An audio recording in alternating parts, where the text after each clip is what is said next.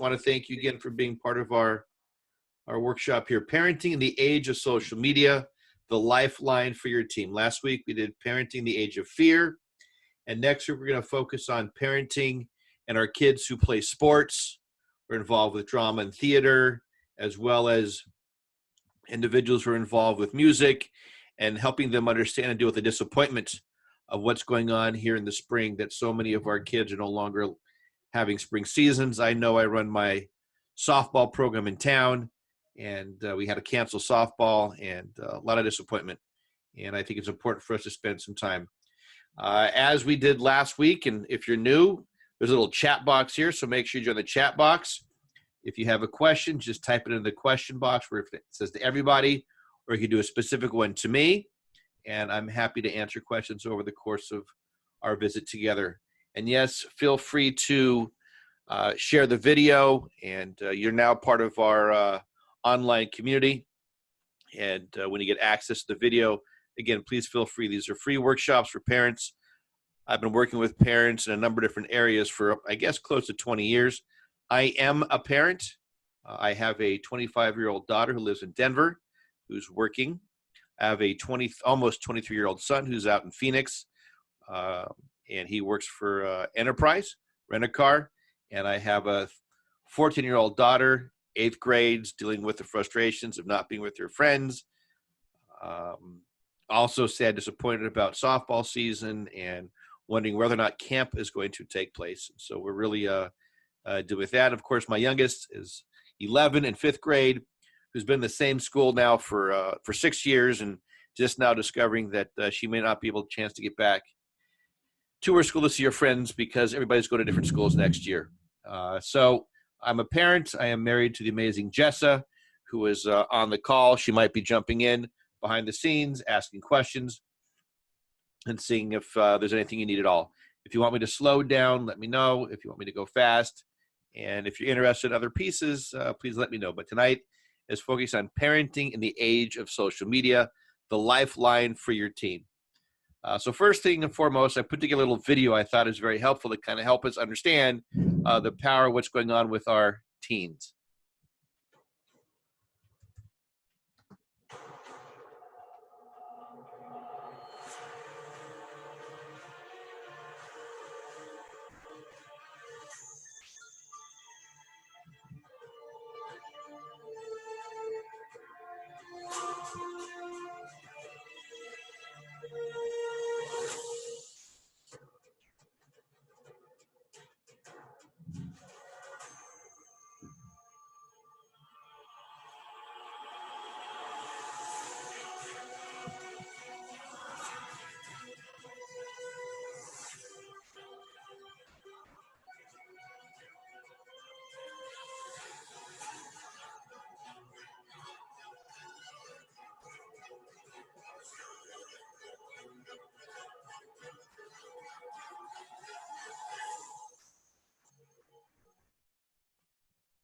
So how about that? Thank goodness for MacBook Air and the ability to do movies.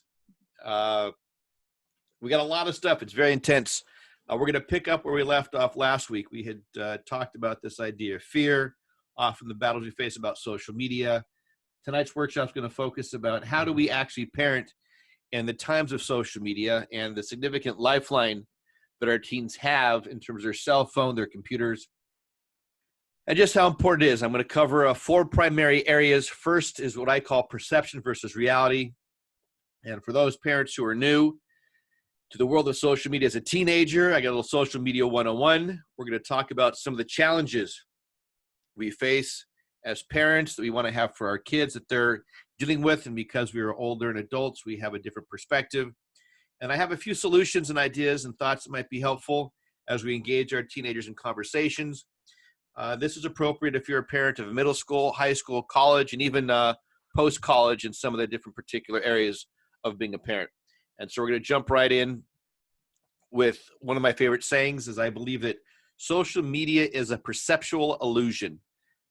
That in particular for our kids, their social media contacts, whether it's Snapchat or TikTok or Instagram, The pictures they post, the connections they have are this makeshift illusion about what life really means. They value likes. Many teens often spend hours trying to figure out what the best picture is to post. I do encourage you, for parents out there looking for an important book to read for kids in high school and college, is a book called What Made Maddie Run.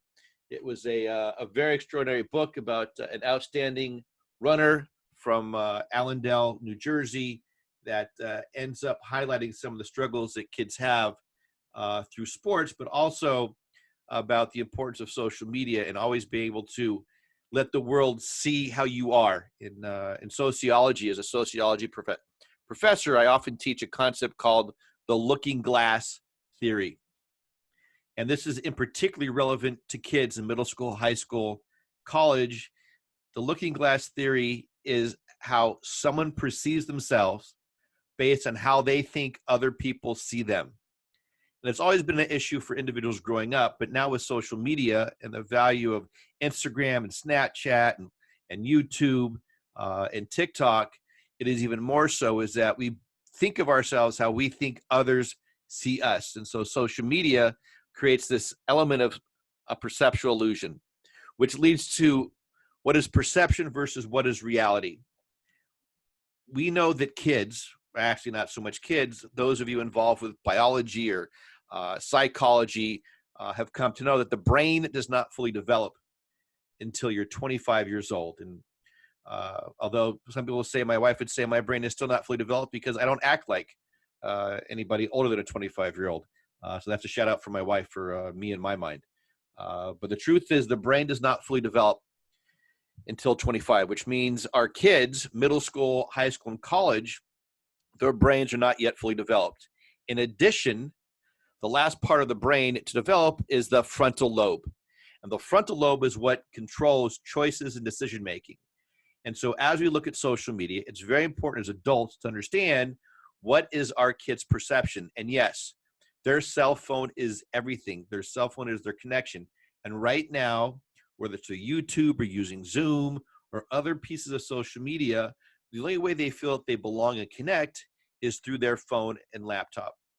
And as I mentioned last week, we talked about this idea about parenting from fear, is we often try to control and try to fight over the use of their technology. And I'm hoping that since our visit last week, we can understand that by controlling and punishing on the technology is not necessarily the most effective way of helping our kids cope with what is happening outside. And that means outside in our world. If you are anywhere near like we are, I live in West Orange, New Jersey, we are faced a number of challenges. We all know somebody who now has COVID-19. We found out today someone in our community, not in West Orange, but in our overall community, has passed, which is a very shocking reality. We have individuals who have parents and grandparents and colleagues and friends, and it's all becoming a lot more real. And our kids are aware of it because they're talking with each other, and there's a perception and reality. The reality is we know that, yes, this is a very serious illness. We know that we're going to get through it, that you're more inclined to live through it. The mortality rate is very, very low, but the perception based on news and media, and the perception is very high. I'm not sure if you realize that, but the average mind on a daily basis has between 10 and 15,000 thoughts. 10 to 15,000 thoughts, and we're bombarded on a regular basis with over 20,000 marketing messages. And when you look at social media and everything else, it is constantly balancing too in terms of what is real versus what is our perception. So what I want to talk about as we move forward to the social media is, what do you think all these things have in common? Voting, R-rated movies, drinking, and driving. The truth about all these is you have to be a certain age. You have to be 18 to vote, and you have to register to vote. You have to be 17 in order to go see an R-rated movie. If you want to drink, you have a minimum age of at least being 21. And if you drive here in New Jersey, you get a learner's permit at age 16, and that lasts an entire year, and you don't get your license until 17. And even when you're 17, it's a provisionary license, which only allows you to include one person in a car at a time.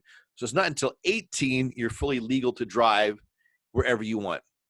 All these elements are restrictions placed on things that we know that we have to protect our kids. What's even more amazing is, let's talk about your cell phone. Let's talk about the iPad, gaming, and your computer. These are things that don't require a license. These are things that get access to your kids. We know now through a number of bits of research we'll talk about is just how overwhelmingly addictive these particular patterns are. And so if we go back to the concept of a parent and parenting from fear, we are afraid that our kids are spending so much more time connected. And it's true that they are. And there are no restrictions whatsoever. At the very least, in some cases, you have to be at least 13. So we won't let kids vote until they're 18. We won't let kids drive a car, which is a pretty big thing. We won't let people drink until they're 21. And we don't let people drive, but yet we will give this element of technology to kids of all ages. And parents will do so happily. There are many kids ages 7 and 8 years old whose parents give them the iPad or their cell phone because it's easier for them to entertain them. And we don't realize the overall long consequences. Tonight's workshop is not so much about these overall consequences as much as about the reality of what's going to happen in terms of my conversation next. But before we get to some of the hardcore pieces, I think it's important for us to talk about what I call social media 101, teens and social media. These are for individual parents that are trying to wonder what is so special, amazing about social media. So the basics of social media are this. First, we have a hashtag versus tagging. Hashtag is when you want to bring attention to a particular topic. Twitter, which is now much older for our teens and not necessarily used as much, but you can hashtag in other places, is where you want to draw attention to a particular topic idea that other people can join in. Tagging is when there's some kind of message you have that you want to share with somebody else, and so you tag that person. That is hashtag versus tagging. The idea behind meme and GIF. I will show you the example. A meme is what is on the left. It is taking a picture and putting some kind of funny concept that thought it was Thursday, it's Friday. Frankly, for whatever it's worth, my family went out, I went out and bought the game, What's in a Meme, family version, and boy, do we have fun. It's something we never thought about doing, but now we play the game, What's in a Meme. Don't get proceeds, don't get profits, and certainly no commission, but I encourage, it's a funny game, laughed really hard. What's in a meme? You throw up a picture and you create a meme. On the right is something known as a GIF. It is a picture that has movement and can be used. And if you have your cell phone, there are many situations where you can not just do memes, but also GIFs as you send your messages back and forth to your friends. We have emoticons versus emojis. This took some time for me to understand the difference. An emoji is the face that you see and the hearts and the smile. An emoticon are the items next to it, which are just pictures of random buildings that identify specific products. Something else in terms of Textlish. Yes, that is such a language. Our kids and teens speak Techlish. And I will tell you, as a college professor, I often get my own students submitting work where they are texting in their Textless language and completely destroying the English language. So what you have to do is learn what Textlish is. One of the most popular ones, and we're going to keep these PG-13, so we're going to keep them above board, is ICYMI. Now, if you look at that, you would say, that looks like ICMI. But no, that is not ICMI. That is in case you missed it. So ICMI is not ICMI. It's in case you missed it. Next one is PIR, P-I-R. Be on the lookout as a parent for this one, because this stands for FYI, parent in the room. That means they're letting you know that they're talking but can't talk openly because there's a parent in the room. Over here we have FOMO. And last week we mentioned it a lot. It's something that will come up again. FOMO stands for fear of missing out. And we'll talk further about this value of what's going on in FOMO, because our kids, because they're not with each other, are now trying to figure out what they're missing out on. And for some, It's not missing out on social gatherings because they know their friends are not gathering, but now they're starting to fear missing out on sports. We know that plays and drama theater shows were canceled. Marching band concerts were canceled. We now have the possibility of issues happening over the summer. And so now there's a tremendous amount of fear that our kids are going through about missing out on some really important life experiences, life memories that have been part of the life for a very long time. We also have Bay. This one doesn't make any sense to me, but it's a thing. So I'm just letting you know it's Bay. Again, doesn't make much sense, but it means boyfriend / girlfriend, my baby. You're my bae. So you're my baby. So BAE is you're my baby. All right. Here are old school social media. Folks, your kids are not using these anymore. Yes, if you are pretty much over the age of 40, we use Facebook. We think we're cool. It's funny. Kids and teens are not on Facebook, and they're not even tweeting anymore. It's Twitter. Those are old school. This is the stuff that kids are into now, which I want to spend a few minutes talking about. This is the cool school. Now, if you up the upper left-hand one, TikTok. If you do not know what TikTok is and you have teens, you're not paying attention. TikTok is a social media where kids seem to be doing random moves, using their arm, doing their bodies, and ironically, they're videotaping themselves in short little sections. Now, as a member of growing up of the 1980s, yes, I'll give you my age, you will notice that many of the songs used on TikTok are some of my favorite songs from the 1980s. And there's different kind of dance moves. And yes, they're literal moves, and your kids do TikToks and they post it, and it's a heck of a lot of fun. And if you haven't had a chance to play with your daughters or sons TikTok while being quarantined, I highly encourage you. The other 3 other apps, social media apps they use are Instagram. And frankly, I thought I knew Instagram until my daughter, Michaela, told me exactly how I can use it the best I can, and she has now become my marketing expert. There is Snapchat, whereas the one where you send a particular picture and it kind of disappears, and the other is YouTube. YouTube is a phenomenon which is scaring TV companies all over the place because kids stopped watching TV and are now watching YouTube. And to tell you how important YouTube is, for those who don't know, there's something known as a YouTuber. A YouTuber is a person that has their own channel. And a couple nights ago, my daughter Michaela treated us to her own YouTube station if she was a YouTuber. And not too long ago, my youngest asked my wife, when she was younger, who her favorite YouTuber was. So, of course, there was not YouTube back when my wife was a kid. And the idea of YouTube was literally out there. But your kids, our teens, are watching YouTube. It is TV, and there are a number of types of YouTube. Sometimes they'll do YouTube to figure out problems. When my kids were involved, there's Minecraft, there's Fortnite. They can actually figure out problems and problem solve by going onto YouTube and typing in a particular area and get help how to overcome a problem.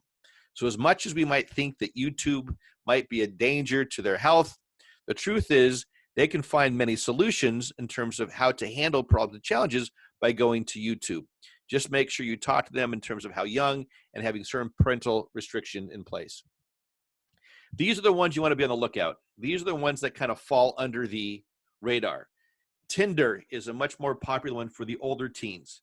Tinder is a social media app that allows people to meet each other and connect. And if you've heard the concept, swipe left or swipe right, that means it's very likely your high school and or college student might be involved with Tinder. It is primarily, and I'm going to be very careful in terms of how I communicate, it's an opportunity to meet other people. Now imagine in the 1980s or 90s when you were 21, 22, and you were going out to the bar or to some kind of social place to meet people. You would have to actually go up to somebody, have the courage to introduce yourself and have a conversation. Tinder allows for a whole different process to avoid that awkwardness because you go on Tinder and you can decide if you like somebody based on their looks, you can swipe right. If they swipe right, you have a match. This way, you eliminate all the possibility of not liking each other because you already have some kind of physical attraction. I will leave it to your imagination on what happens once you have that physical attraction, but know that our older teens, 19s and younger 20s, use this as an opportunity to connect with people. Yik Yak is a new social media piece where it allows you to post things anonymously. That has become more popular. And last one is Blender, and notice it's Blendr, which is a social media platform designed to meet other people, not in the same fashion as Tinder, but to be on the lookout for how we connect. Be careful of that, because some of our younger kids, in particular high school and even middle school kids, find out about these applications and put them on their phones and on their other areas of social media, their iPads. And it's important to know that these are the ones that we have to be careful about in terms of what might be appropriate. And finally, some of the challenges we face as parents. Don't worry, there's lots of good news about social media coming up in a second. But I'm dealing with the challenges first to kind of put things in perspective. What we've learned is a concept called digital footprint. And what that means is that every time we post a picture, so for instance, if you're with Facebook and you post a picture on Facebook, guess who owns that picture? Facebook.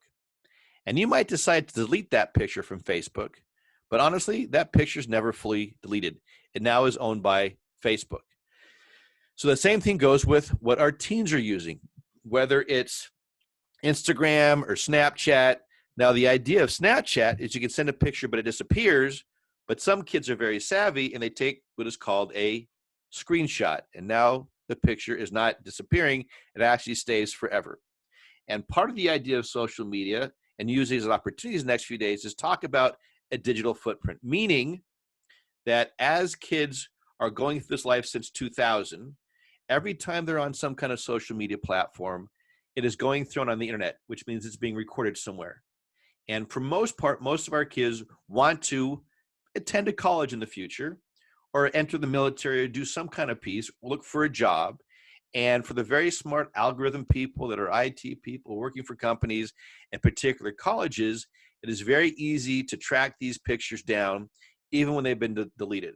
And so the idea is to talk to our kids about what it means to be responsible on social media and how they create their digital footprint.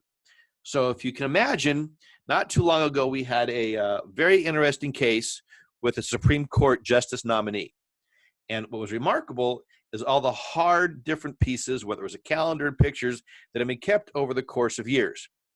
Looking 40, 50 years in the future, everything we do and everything we post, in particular our kids, will be right there online for us to remember. So it's important to understand this power of social media, but it is an essential lifeline for our teens. Next thing we have to think about is just how involved social media is. And I want to bring this to your attention because we need to understand that as an adult, we can say, okay, it's enough. But for our kids, these are elements that require a constant connection. And so let's talk about our kids' brains once again. Look at that beautiful brain. There are two parts of the brain. There's the left side of the brain, which controls logic, the right side that controls creativity. But if we go back in talking about what happens to our kids, there is something called dopamine. And this is important to understand that our brain produces dopamine. And we get dopamine influx when we smell chocolate, when certain things trigger us that create excitement. So every time your child's phone goes off, or better yet, if you're an ESP fan, right, ESPN fan, you will hear dun-dun-dun, dun-dun-dun. What that does, it triggers a dopamine in our bodies, and we want to go look at our cell phones. And many of our teens have our phones triggered to some kind of message or some kind of beep to make sure that when they hear something, they don't miss out because they have FOMO. And that dopamine keeps going back and back and back. And that is a biological reality of what this happens in terms of our social media. So if you look at this concept, we have our social media platforms. And just so you know, Pinterest and Facebook and Google, all those except for Instagram, those are like 10 years ago, right? Our kids are on Instagram, Snapchat, and TikTok, right? So the social media, you perform the action. You write something, you post something, you share something. Now what happens is our kids then wait for a reaction. Likes, comments, thumbs up. And remember, one of the challenges our teens have is this desire to be connected and want to be accepted. And so they sit there and wait. Now, for some reason, there's a magic number of 100. And people want to have their pictures, whatever it is, liked by 100. And so what happens, once they get the thumbs up, they get the hearts, they get the comments, they get what they want, that dopamine catches in where they like that feeling, sense of being accepted, of being liked, and it creates this circle over and over again. Now, our kids don't understand that, but as a parent, these are things that make sense, we're concerned about, but to your child, this is irrelevant. It is not significant. It's not important. All they care about is how they stay in contact with their friends. And so I'm going to address the next issue of cell phones, in particular iPads. This is a little bit of sensitive topic. Right here, this is called the selfie phenomenon. It is something that we love. This is very, some would say, egocentric, that we love to feel that we like to take pictures of ourselves and post them and share. And for some, they might take 4 or 5 pictures of themselves and honestly take the time to figure out what's the best picture, and not just figure out what the best picture is, but to edit and change and manipulate the picture to make sure it's the best possible picture in order to get those likes. And this has become a phenomenon in terms of our youth. They're constantly posting pictures. So on one, you want to make sure that when they post pictures, that location services and location finders are off. And you want to do this and have conversations and say, listen, I know you're going to do this, but we want to protect yourself because we don't want to necessarily let people know what we're going to do. But what we've discovered in middle school, yes, middle school, high school, and college, the selfie phenomenon is taken on a whole different extra. It's called sexting. And it happens as kids as young as middle school, high school, and college. I'm going to spend a few minutes on here. It's important for us to know that as kids are home now, we want to keep an idea on this connection. And if there are college kids and they have relationships, it is something, and it's other words that we could use, but what it does, it helps expand the idea about staying connected with people that we want. We've also found out that through internet and social media, some of these sites, I'm throwing up there real quickly, have become very popular.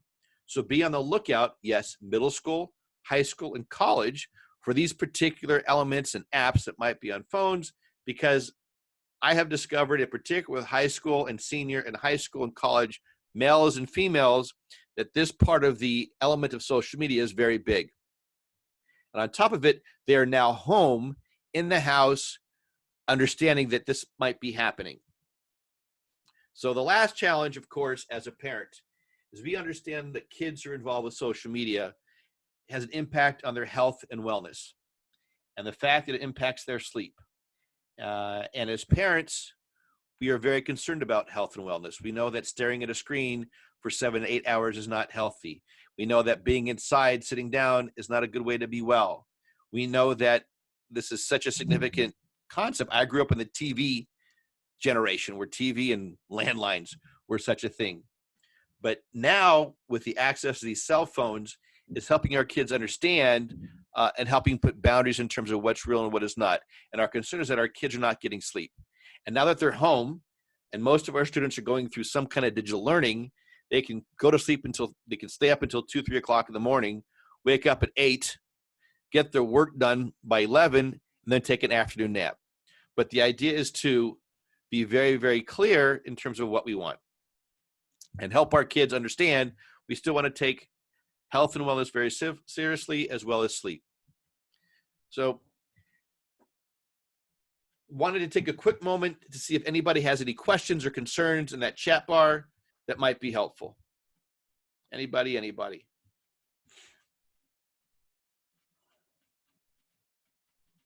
All right. So as we look forward, the doom and gloom is over.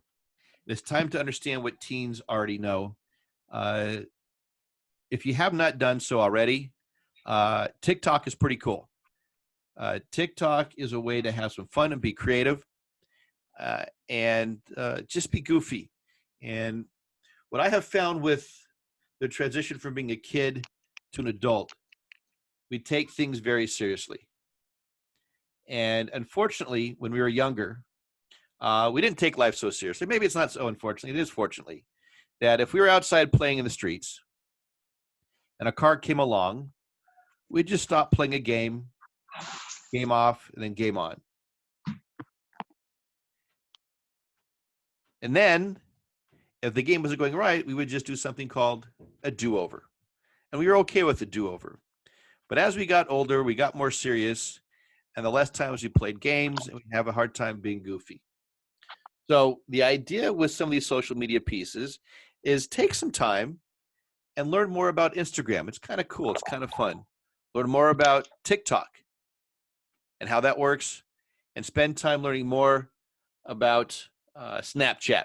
So here are some skills and options for it. And frankly, what I discovered is that YouTube is very good to help me figure out how to replace a light bulb in my car. I did not know that it could happen, and I needed help. I typed in replace light bulb for my Hyundai, and poof, popped up, showed me how to do it. Very helpful. Before I'd have to go to the store, pay $150, and figure out how to do this. Excellent. So, Lauren, thanks so much for your message, your question. What are reasonable time limits to be on social media for middle schoolers? My guess, Lauren, that as you think about this question, that you get some. What is the right time to give a kid a cell phone? I'm sorry, what was that question? The right time to give a teenager a cell phone? What's the right age? Oh, that's another great question. So there's different schools of thought. The most ideal time for a cell phone, research and those of us in the profession, the ideal time is generally 8th grade. That would be the ideal time. They're old enough getting into high school, and they're a little bit more prepared to deal with some of the challenges and responsibilities of a cell phone. But in many cases, the social pressure that comes on from other parents often happens in 6th grade. And what's hard is that you might not necessarily want to give your kid a cell phone in 6th grade, but then the pressure gets to be so bad that the kid comes home and literally feels like they're missing out on something. Now, you can do an iPod in that situation, so they can still text and have access. The cell phone is just having the necessary means in terms of a phone call. Frankly, my personal thoughts, I don't think there's any reason for anybody younger than 6th grade to have a cell phone at all. It can certainly be borrowed from a parent. I had battles, not literal, figurative, with my own kids. I had to make sure that they felt responsible. I did what I thought was fun, and still do, is I made my kids put together a PowerPoint presentation. Yes, they had to put together a PowerPoint presentation to tell me why they thought they deserved a cell phone. They had to include all the potential risks of being involved. They had to be able to offer an argument about why it was important for them, and then how they were going to use it for all the right ways and not use it to be negative. And I have found my 8th grader to be tremendously responsible, and we do have access to her passcode and her password, and we have the ability to look at any time, and we have found her to be because we have an open relationship and we have a lot of trust, it has worked out very well. And my youngest, who's in 5th grade, is already working on her PowerPoint because she starts 6th grade in a little bit and knows that she will have to present the PowerPoint. There's no right age, but a lot of it depends on the maturity of your kid. You can have a very mature 6th grader. You can also have a very immature 8th grader. But what you're going to get is a lot of resistance, and this is the who haves and the have-nots. In terms of time limits on social media, we've created a very interesting situation, Lauren. It was easier to place time limits for our kids when they would go to school. And when they went to school, they weren't allowed to be on their cell phones. But we found that some of the most flagrant people sending text messages to their kids in school were, guess who? Yes, the parents. And so the kids were inclined to have to respond back in school. But there is a break in school for them, and they would come home at 3 o'clock, and they, of course, went on their social media, but were able to break it down. And nowadays, given the fact that most kids' schoolwork is done by noon, they want to have access to their friends. Now, the other piece we have to take consideration, Lauren, is when they're in school, our kids in school, they're social, which if you're on our call last week, we focus a lot on this idea about physical distancing versus social distancing. And our kids are no longer connected. And if you have anything like I've experienced, you had a kid say, ugh, I don't want to go to school today. I hate school. School's boring. You're now all getting comments from your kids saying, "Ugh, I want to go back to school. I can't wait to go back to school," because they now can appreciate the value of the interpersonal relationships they're getting from their kids. So the idea is to figure out, based on your kid's age, right, and ultimately divide it by 3. So if your child is 12, divide it by 3. You want to try to figure out 4 hours, and if you can, kind of spread it over the course of 4 hours by the day. If your child's 15, think about 5 hours, that kind of piece that kind of breaks it down. What I do encourage is openly acknowledge the value that your kids have when it comes to using their phone.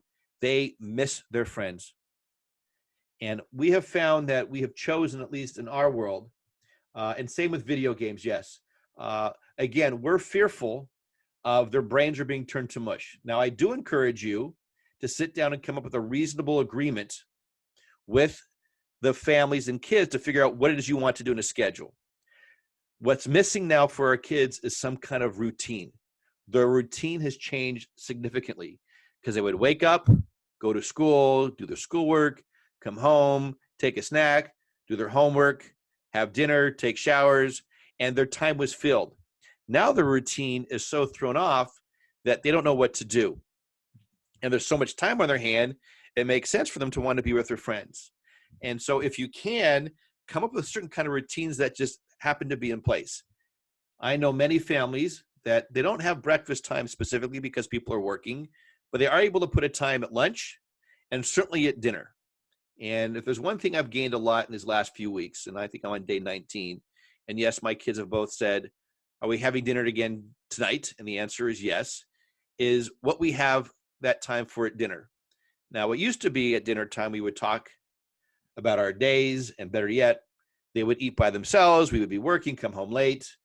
And so we are now having dinner. And we've gone from having what was doing your day is to after dinner, we actually play a board game. And so we actually, and all the cell phones, all the screens are put aside for all of us. And we end up playing games. That usually runs about 45 minutes to an hour. We also have time scheduled during the day that it's just quiet time where we want them to read or paint or draw. And that's part of our schedule as well. We do have some time we're going to work in terms of doing some, now that the weather's getting a little bit nicer, we're going to go outside, we're going to play softball, catch, hitting, or as well as doing some other pieces.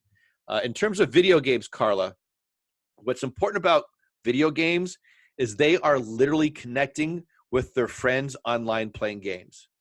And although it seems like they're just wasting their time, there's a number of skill sets they're actually using that may not necessarily be relevant up front, but they are using problem-solving skills, they're using communication skills, they're using strategic planning, they're learning how to communicate certain plans with their friends. The hard part is what kind of, yes, Roblox, absolutely, we've been to Roblox. But again, our kids are missing that social contact that is an extremely essential component of human life. And we need to understand what that means and how we go about that. There's nothing wrong with setting up reasonable times, but what I want to encourage is a lot of parents come from the mind frame of, I said so. I told you so, right? And so what you want to do is be able to say, here's our deal, and talk things down. Yes, it's social, but yes, it's still late. And so what you do is you have to let them understand the capacity of a negotiation. As a parent, you still have simple rules, but what I want to talk about in this particular piece is something called value-based parenting. Last week, we went from fear to command control to the idea of love. Right now, as kids get older, this is value-based, and you want to talk about your values. And you do talk about health and wellness. And as long as kids feel like they have a word, and this is a generation, yes, they want to have a word. I grew up, many of you might have grown up, that the parents said this, it was never an argument. And that's the way it was. This generation, a lot different. They want to have a component and negotiate. And so true, teach them how to negotiate, offer reasonable consequences, offer choices, but most importantly is understand that in the home is we have to find a place to have peace in the house. And so there needs to be some give and take. And most of the times what parents are going through is this trying to control situations that's not controllable. And there are ways to provide consequences for our kids when it comes to things they're not doing right, as opposed to simply just taking away their phone. But because what you're basically doing is when you punish them by the phone, is you're taking away their lifeline. And the lifeline are the sanity they have in terms of their friends. And we need to have contact with our friends, which is why we do Zoom, and I'm getting zoomed out, or why we have phones, we text, we go on Facebook, is because we are all missing that sense of connection. So we want to teach our kids healthy, responsible connecting, make sure you're paying attention in terms of what social media, learn how to play of it, and understand what it's about, and setting up reasonable timelines in terms of what you think is late. Now, your kid might think 1 o'clock a.m. is perfectly fine. You might think 10 p.m. is far enough. But my guess is if you spend some time and do a little give and take, is you come up with a reasonable piece, or you let them get bits by bits. Meaning, instead of saying 10 o'clock, you say, you know what, for this next week, we're going to push it to 10:30. The reason is because I know you can prove that you're responsible enough. And if you're responsible enough, then we'll come back and revisit it, and maybe we'll go to 11. The idea is we want to teach our kids these values over a reasonable period of time. And as you saw what Mark just posted, right? Almost every fifth and sixth grader in that, a lot of third and fourth graders out in California, right? So there are no right ways, because I know talking about the age, and the truth is, I want to give you a parenting philosophy that goes against most of the parenting philosophies we have, and I'm going to throw some skills up here to help moving forward, is most of us are these kind of scoreboard parents, which means we focus on results. We're constantly comparing towards others, and that when the mess ups in our own rights are not okay. So for instance, we as parents want to make sure we're providing results, that our kids are getting A's, our kids are busy, they're listening to us and accomplishing, that we compare our parenting skills towards somebody else or someone else's kid, or better yet, mess ups aren't okay, because if I mess up and I fail, my kid's not going to be successful. And that takes a lot of pressure. On the other side is an element that I like to call ELF, right? And I want us to understand that when we talk about parenting, it's all about your effort. And we talked a lot last week about coming from a place of love. If you come from a place of love and you're doing the best job you can, you're giving your best effort, that's all you can do. And so E stands for effort, L stands for learning, right? The idea is that as a parent, you're constantly learning. The way you parent your oldest child is much different than you parent your youngest child. And if you're one of those people in between, oldest kids have one perspective, where younger kids have a different perspective in terms of their life. And so the idea is that you're always learning. And the last part is the F stands for F-ups are okay. I don't want to use a word because I'm on the public forum, but F-ups are okay, which means you're going to mess up. You're probably going to mess up more times than you don't. But as long as when you mess up as a parent, you learn from that, you feel more confident, you increase your effort. And so right now we have to rethink our parenting strategies. And here are some skills I'd like to share with you that you can use moving forward. First thing is ask permission.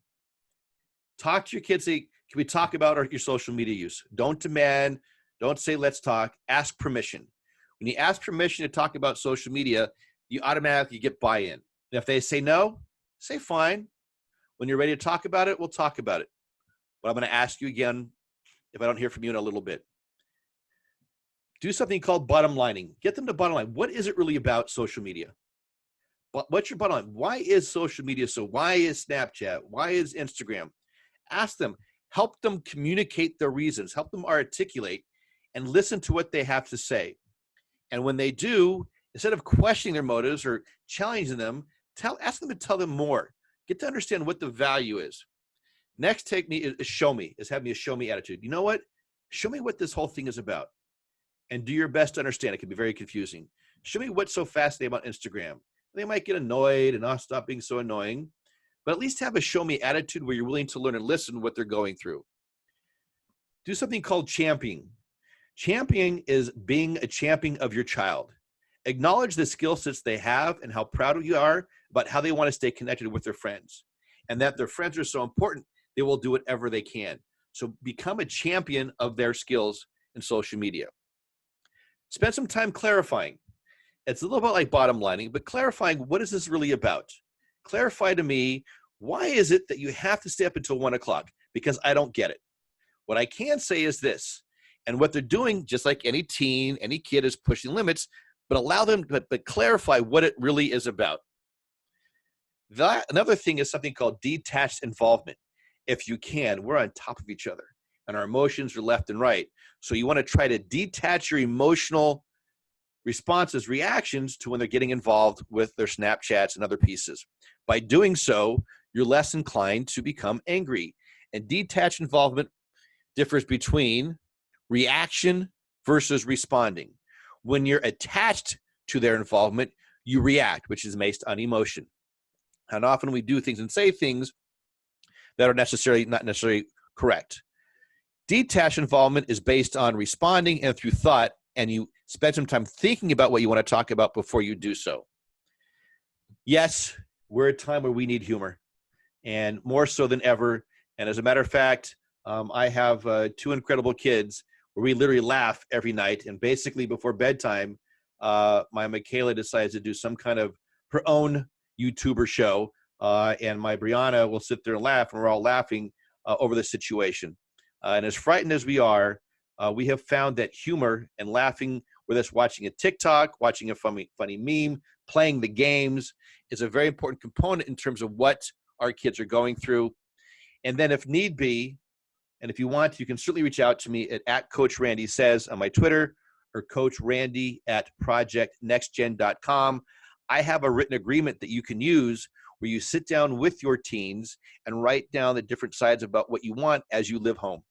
And you have this particular written agreement, not so much for your kids, but it's much more for you, to help remind you of what is important, what is valuable in terms of how you're going to survive through what we're going through.